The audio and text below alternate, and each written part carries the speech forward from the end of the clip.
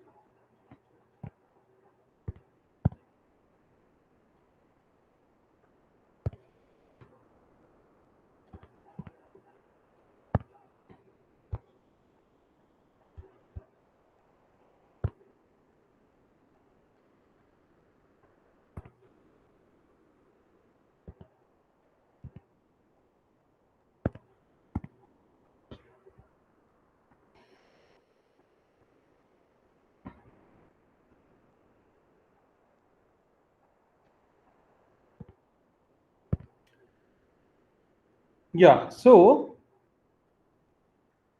in our last class, we were talking about flow graphs notation, right? And I feel I think I have covered these things. No. Uh, what was the last slide which we covered? So we had to do the cyclometric complexity because during the lecture there was some disturbance. So you said that you'll cover it again in the next lecture. Okay. Yeah, and control flow graph I have covered? No? No, sir. Okay. So, today we are going to cover the flow graph notation, and based on that we'll go ahead with the, your cyclometric complexity. But as far as I remember, think I've covered these because I said no, when like there are like some statement in the sequence, right? In that case, what we can do is that I can simply form this kind of sequence or this kind of control flow graph. Yes or no? No, no, sir. So the slides were frozen in the last class, so you said you will cover it. Right. Now I got to know. Yes. Because at your end, it was not the slides were not changing, whereas I kept on covering the topic. Right. This is what happened in the last class. Right. Yes, sir. Now I can recall. Yes. Now I can recall. So what we have is like in case of sequence, right? Let's say I have a piece of code where you'll observe this kind of setup where one after the other I have these things, right? These things in the sense that I have one statement after another statement, and in that case, what we can do is like we can go ahead with this particular thing where we said that okay, I can simply form this, right? I can have this as one, I can have this as two. If suppose these two statements are there, suppose these three are there, I can have like this and this one after the other.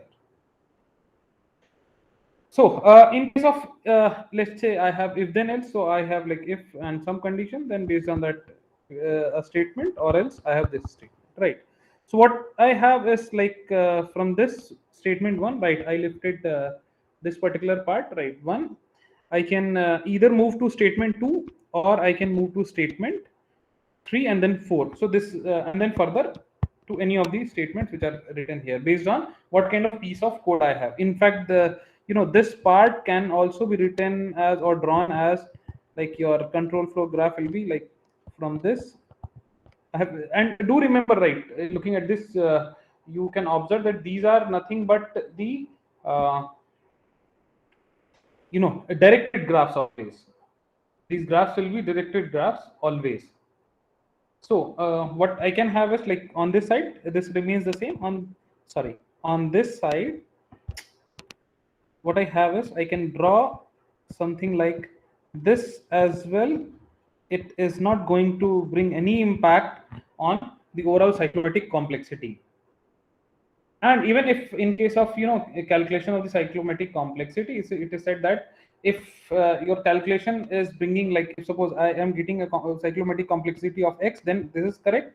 X minus 1 is also correct, and x plus 1 is also correct, right? Because sometimes we take extra statements, right? And even in some cases, even after all these impacts, my calculation remains intact. My calculation remains intact. So that kind of options we have, right, in case of if then else. And let's say if I have like do while, right, so what we can do is like I have like do if this, right, based on this while condition, right, I'll be going ahead with this and I'll be executing this. So what I can have is like from 1 I can enter into 2 3, right? From there either I'll make an exit to somewhere else, or once again I'll enter into this. So that's how your do while works, right? From this to this, or else this. A simple one. And this was like do while then we have like while, right? So it's like once again I have to add that particular, right? If suppose I am here somewhere, right, so I've entered here, and from this I'll enter into this, and based on the condition, right, I'll keep on doing this, or else I'll make an exit if this holds false. For while and do while, it's comparatively similar, and so as if I have already covered, right? So next is your switch case. Recall your C programming classes, right? In case of switch case, what we used to do was like what we were doing was like, if suppose I have like a switch case, then based on this particular value n, I'll either go to case 0, or then there I'll take a break, or I'll go to case 1, from there I'll take a break, and it goes till the default statement which we have given, right? Probably I don't need to throw some more light on this particular part. So what we can do is like from 1 I'll have option for moving to either this or this up till default, right? So from 1 I'll go to either 2 3 or 4 5 or to this default, right? So till this or the last one, and then I'll make an exit from whichever direction I am considering. So this was about switch case. Now let's take one piece of code just for sake of understanding, and then we'll quickly switch to your cyclomatic complexity. See, mainly if you are able to draw the control flow graph correctly, then majority of the work is already done, and you don't have to take care of, or you don't have to give any thought on the cyclomatic complexity, because that process becomes a very simpler one. Now in this case, what I have is I have a for loop, right? Simple one. And within this, right, if this comparison takes place, so what I'm doing is I'm incrementing, or else what I'm doing is I'm reducing this particular thing. So for this piece of code, what I'll do is that I'll start from statement 1, right? I have the option, right, either to go to 2 3 or to go to this, right, and make an exit. So anyways, from for I'll be entering into this, I'll go to 2 3, then from 2 3 either I'll go to 4 or I'll go to 5, 6, and from there I'll take a call on this. I'll move to back to this, and I'll keep on doing this till the time the condition holds true. Now this was like for a small piece of code, and the rest the calculation becomes very simple when we go ahead with the cyclomatic complexity. So cyclomatic complexity is, it's nothing but a software metric only.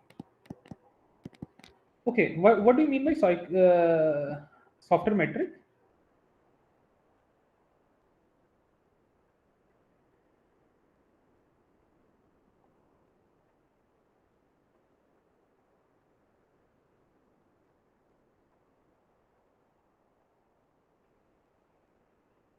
Something that helps us to somehow measure the performance of the software. Yeah. So basically, when we talk about your software metric, right, there are like variety of metrics. So it's like a standard, or you can say measure of a degree. Measure of a degree to which your software system or the entire process possesses some kind of property. So your metric can be for anything. We can have a performance matrix, we can have a usability matrix, we can have an availability matrix. So and even if, let's say, if a metric is not a measurement, what we can do is we can use it to indicate about the quality aspect of the application. Right. So this cyclomatic complexity was given by Thomas McCabe, and this is a measure of the logical complexity of a program by considering the control flow graph. So it's like you can say it's a quantitative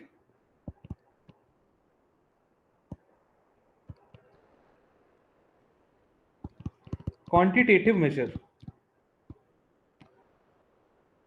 Quantitative measure of linearly independent paths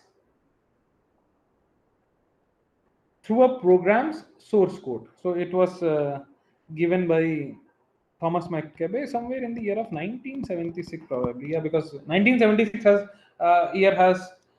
a lot to do with software engineering. So basically, what we do is we compute it using your control flow graphs. So what if I'm talking about control flow graph? So I'm only considering the nodes and the edges, right? What we have is, in case of control flow graph, we only have like nodes and edges. And in this case, we have a very simple formula, right? So one more thing, yeah. So what we have is, we say that in this case, we prefer to use independent paths, right? So almost every path which is added will be independent, right? Because everything has to do with control flow. Everything has to do with control flow. So this becomes like something which is like independent.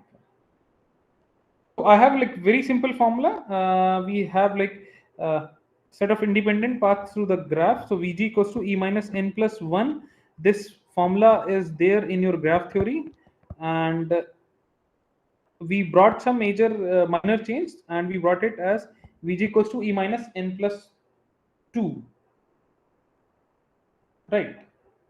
Where your E is the number of flow graph edges and n is the number of nodes. That simple formula. Just one is added just because of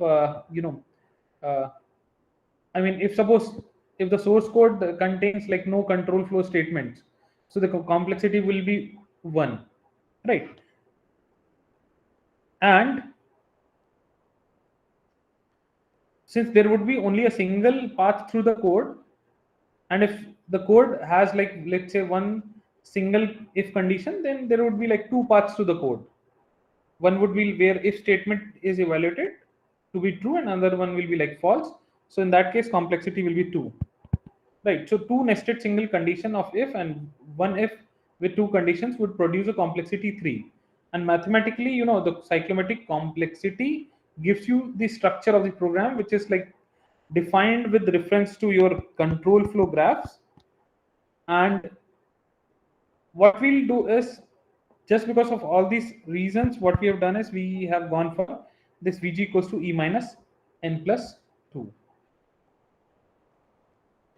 Now, I have this particular graph, a very simple one. Just quickly, can you tell me what will be the cyclomatic complexity for this?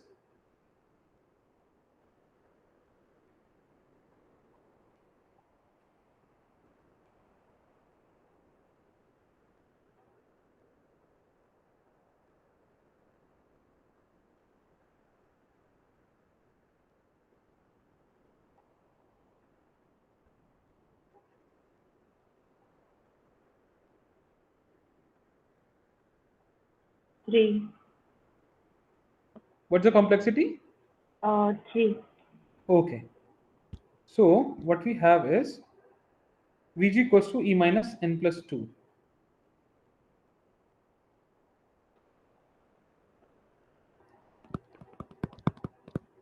E minus n plus 2. How many edges? 1, 2, 3, 4, 5, 6, 7, 8, 9. Yeah, 9 minus obviously 7 plus 2, which is 4. Simple one. Any doubts?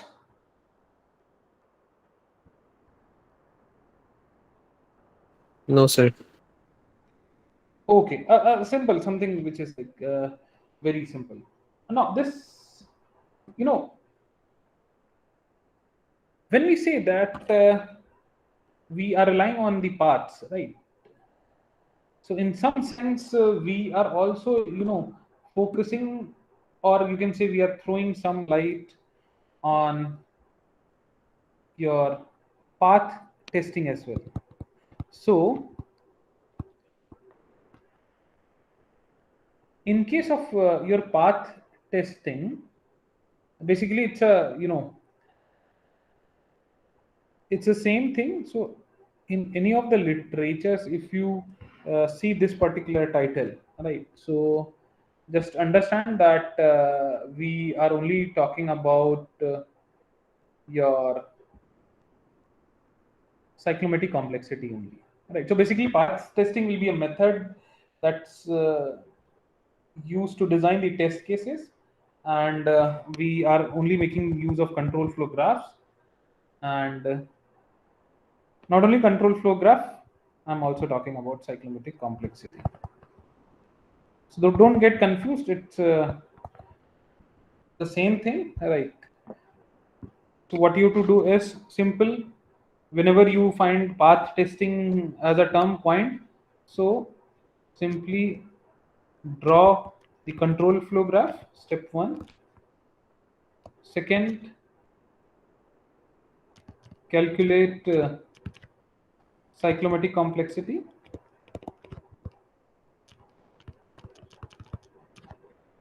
Third, make set of paths. And lastly, create test cases. That's the last thing, right? And you're done with path testing. You're done with path testing. Now, let's take another example. What would be the cyclomatic complexity for this? See, I have made the thing simpler just by adding, you can say,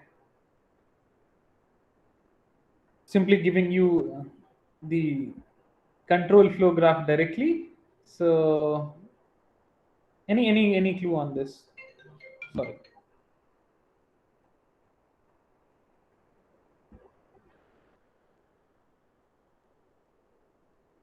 Any clue on this?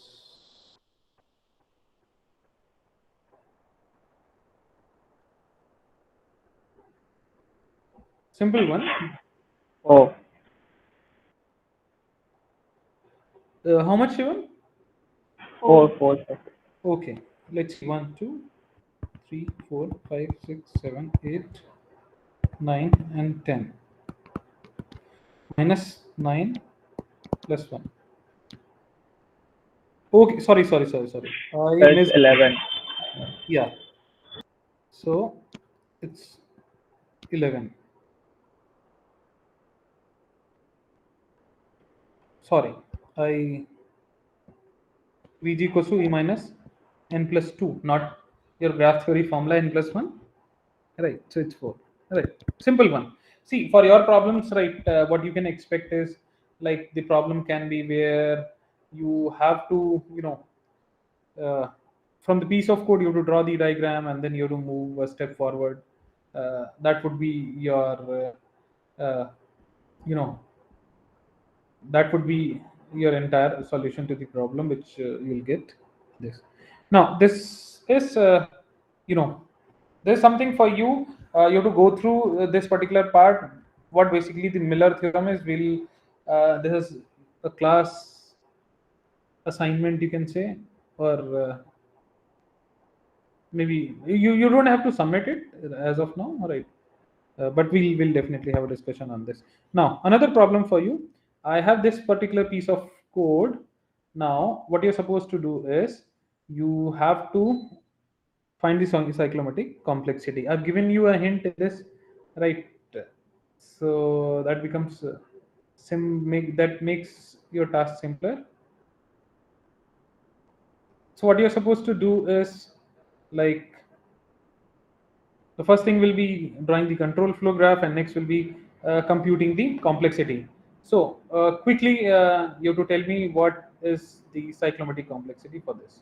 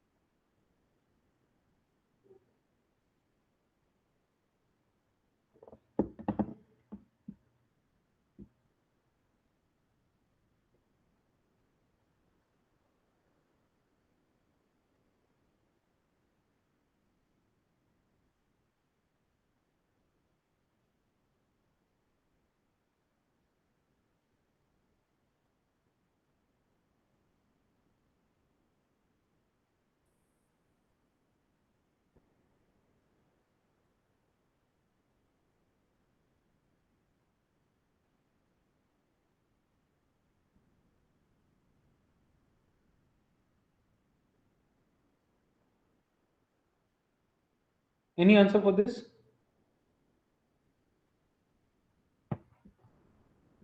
Six. Yes. The cyclomatic complexity is coming 6, I think. The cyclomatic complexity 6. 6. 6. Anyone else?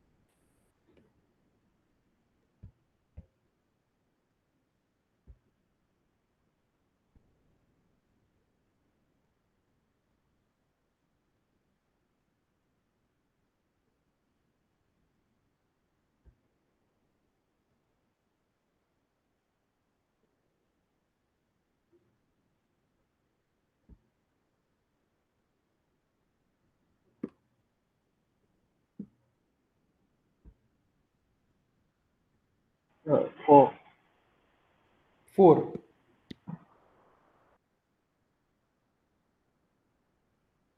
Anyone else?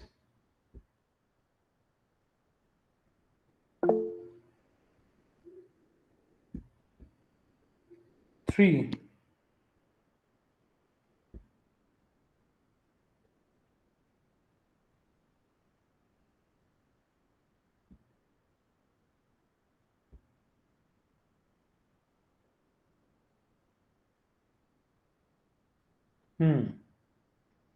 So I am getting different answers.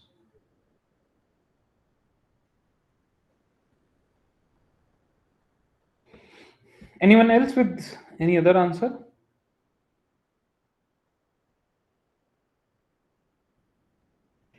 Okay, so one thing is that if suppose, as I said, answer comes out to be x, then x plus 1 or x minus 1 will be considered, right? So that thing you have to take a call. I haven't drawn at my end. You can simply draw the control flow graph. From there you can find this cyclomatic complexity. Now let's also talk about this impact, right? Impact of cyclomatic complexity on the software quality, right? So what we have is, let me use this space. If suppose my cyclomatic complexity comes out to be in the range of, let's say, 1 to 10, right? If it is in the range of 1 to 10, then sorry, then what we have is, we have a minimal risk, and it's something which is acceptable. In case if the cyclomatic complexity is in the range of 11 to 20, then what I have is, I have moderate risk,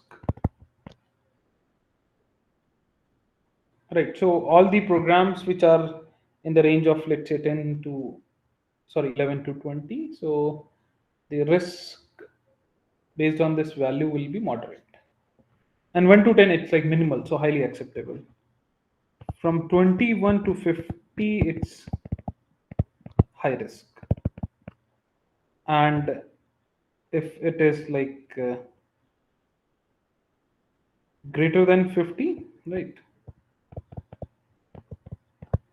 it's very high risk, right? If it is greater than 50, then it is very high risk. Additionally, right,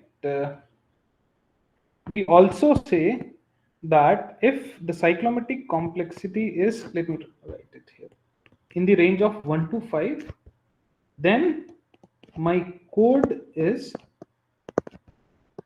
easy to maintain, right? My code is easy to maintain.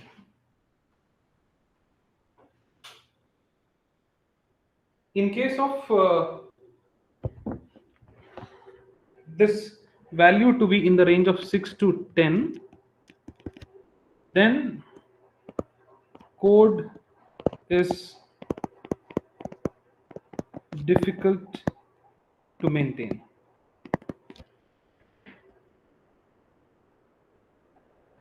right? And in case of let's say I have something in the range of, let's say, 11 to 15,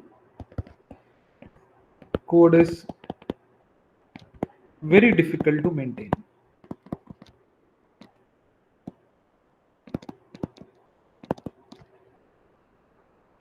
And in case of, let's say, the cyclomatic complexity is 20 plus, then it is like it is approaching impossible level to maintain. And mostly, everywhere you'll find your code to be in this range in majority of the cases, because that's what we expect, and that's how we can go ahead with this particular part. Now, so this was all about your cyclomatic complexity.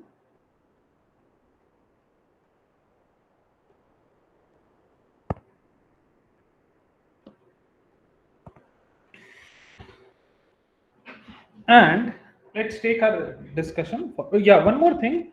Whatever we are covering today, uh, that would be the part of your midterm exam. And your midterm, and in the next class, that means during the regular class hours, we are going to have a quiz as well, a short quiz that would be in the regular class. I'll also make the official announcement on the classroom as well. So I'm taking the regular class hours. The reason being because then I don't have to look for searching your availability and my availability. So in that case, it would be like the best time where we can have a quick quiz. Well, coming back to the same discussion, till now we were talking about you know black box testing. Then we move to white box testing. Now let's move to integration testing, or interface testing, you can say. So integration testing. So I was correct in assuming what topic we are going to cover next. We are done with black box, we are done with white box, and today we are going to focus on integration testing. Now, whenever we say integration, what it means is that we are talking about interfaces. Now, interfaces means if suppose I have two components, I have, let's say, module 1, I have module 2, then I'm looking for testing this particular interface. A very common interface can be, uh, your a popular one which you might be using, your JDBC, ODBC bridge driver, a very popular one. Even simple ODBC bridge driver can also act. Now, when we say integration, your mathematical definition says, right, let's say area under the curve, right? So, sorry, area under the curve, that's something which is integration. But in case of softwares, it is like something which is dealing with, set of interactions among the components. Set of interaction among the components. So in this, what we have is we have integration testing where we are testing the interaction between the modules. Right, I have, let's say, several modules. I have like M1, I have M2 or M3, and in some sense these are interacting, and probably there isn't any interaction between M2 and direct interaction between M2 and M3, and in that case I look for testing this part, this part, this part, this part. For that case, I need to have M1, M2, M3, and M4 ready. And sometimes, if suppose this M1, M2, M3 is not ready, so what we do is we take help of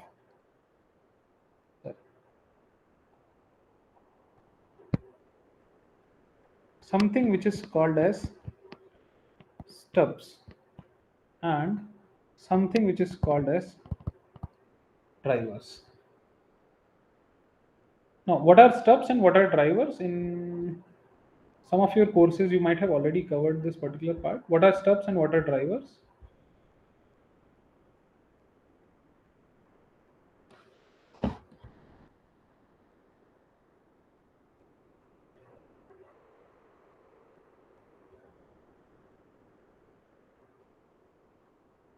They are like dummy modules. Right, right. Dummy modules. Very correct. Now, hope you covered it or covered this particular topic or no? Not much. Not much. Okay, fine. No issues. I'll formally cover this particular part as well. So let's understand this integration, and then we will talk about stubs and drivers as well. Because then we'll understand the need of these stub and drivers. So the point is that the idea is to test the interaction between the modules and interaction with some systems externally. That particular thing is called as your integration testing.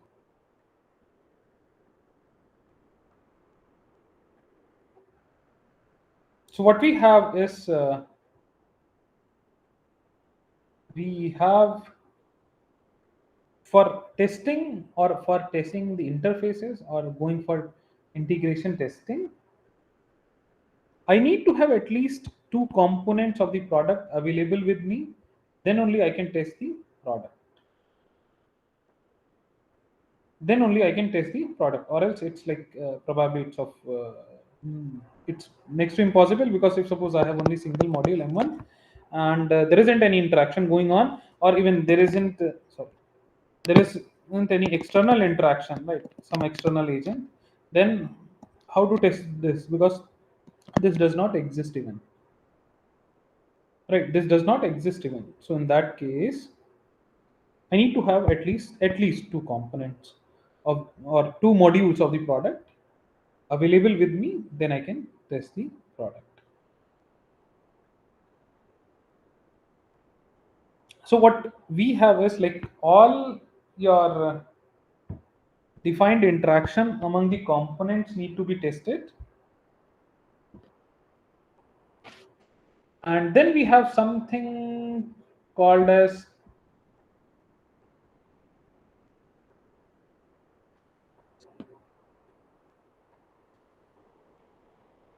like all the components of the product is ready, then testers perform your final integration test, right? FIT.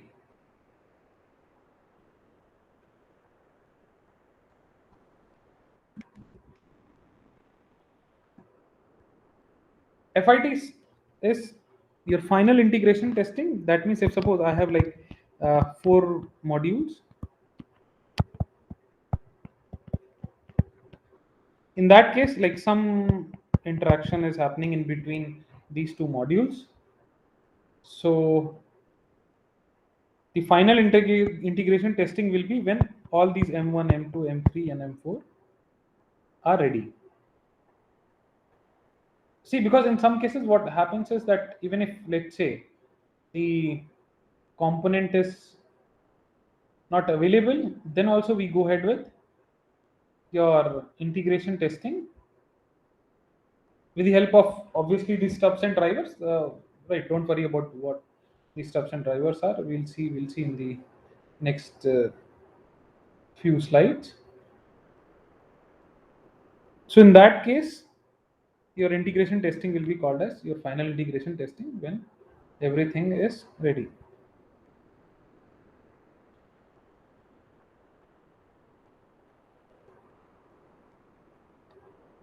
Now, there are certain objectives.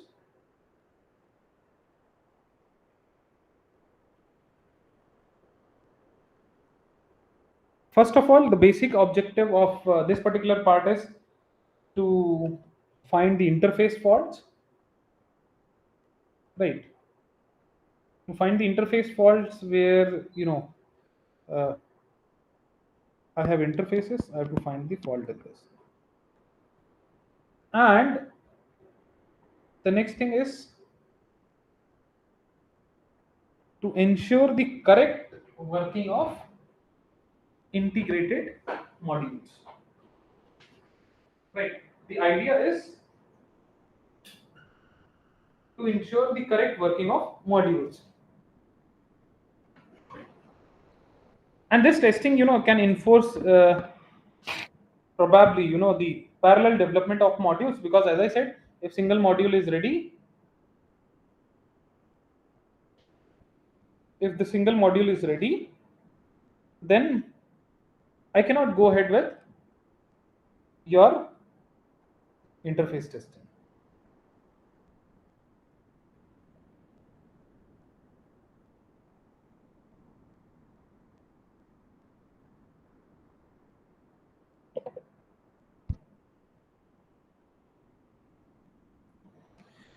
Now,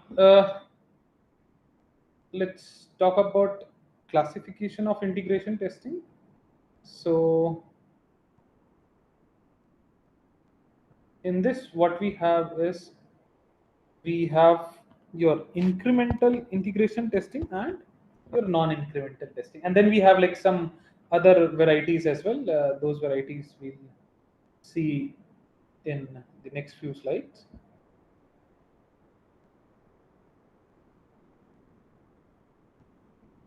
In case of your incremental integration testing,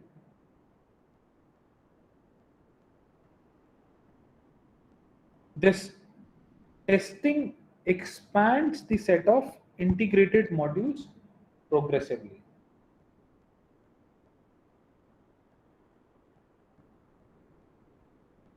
Right. This expands the set of integrated modules progressively. And in case of non-incremental testing, software modules are combined and tested randomly. Right. So here the approach is random. In this case, it is like progressive, one after the another. We add it and we test it. That's how we move forward.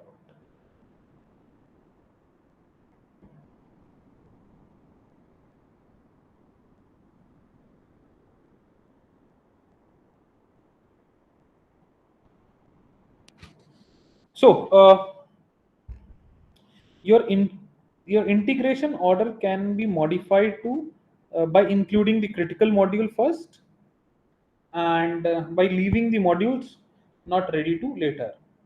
Here also I have like certain alternatives, like here once again your stubs and drivers comes into picture.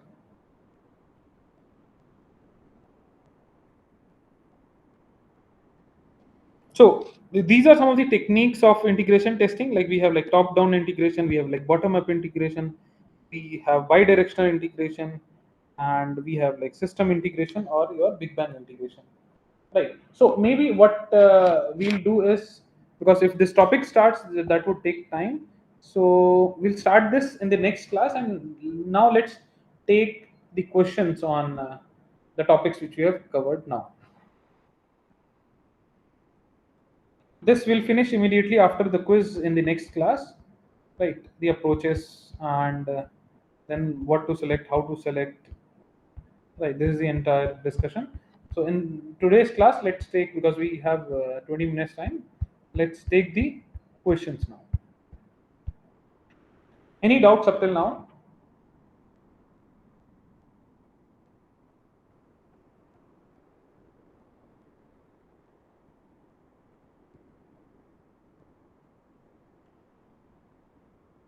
Any doubts?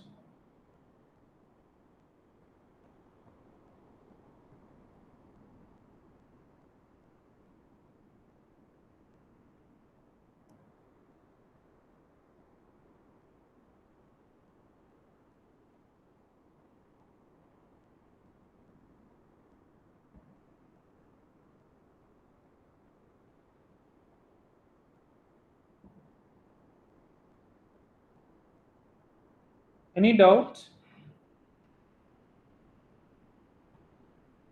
No, I sir. okay, sure. Okay, sure. Fine. Then let's meet on Thursday, and immediately after the quiz, we'll cover this particular part, and that would be, in fact, that would be the last part. Whatever we'll cover till Thursday, that would be for your exam. See you then. See you on Thursday. Then.